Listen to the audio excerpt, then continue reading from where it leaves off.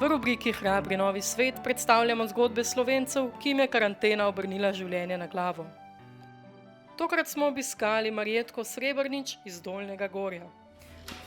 Dober dan, kar naprej, dobrodošli v mojem stanovanjčku. Marjetka je pred pandemijo več let bila samozaposlena kot varuška, zaradi karantene pa njene storitve niso več aktualne. Najbolj je pogrešala človeški stik, pravi. Ja, jaz sem zelo družabna oseba in meni je bilo jaz če nimam stika s ljudmi par dni, meni se kar malo zmiša.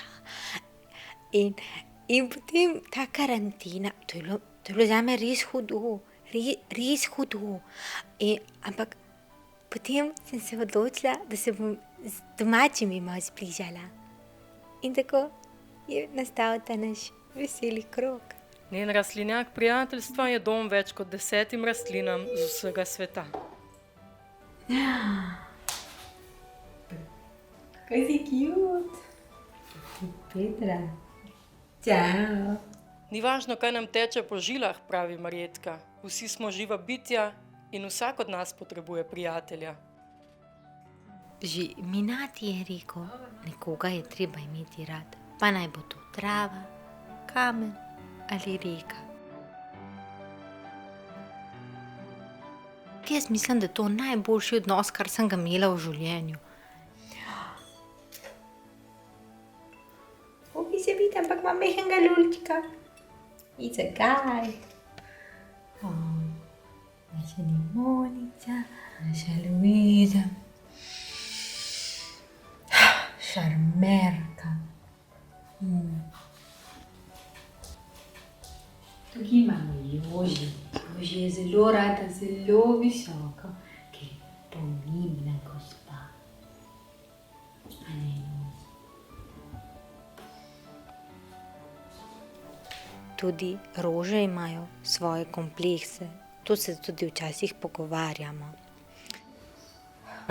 Štekam.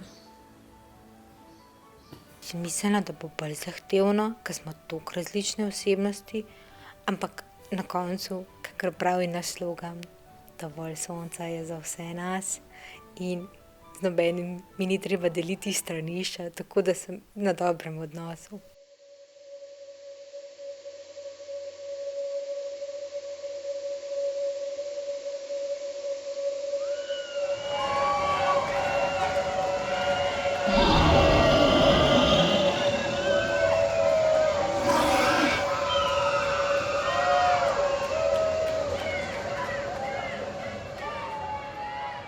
No, ko bo te karantene konec enkrat, jaz sem se kar odločila, da bom naredila vrtec za rastline.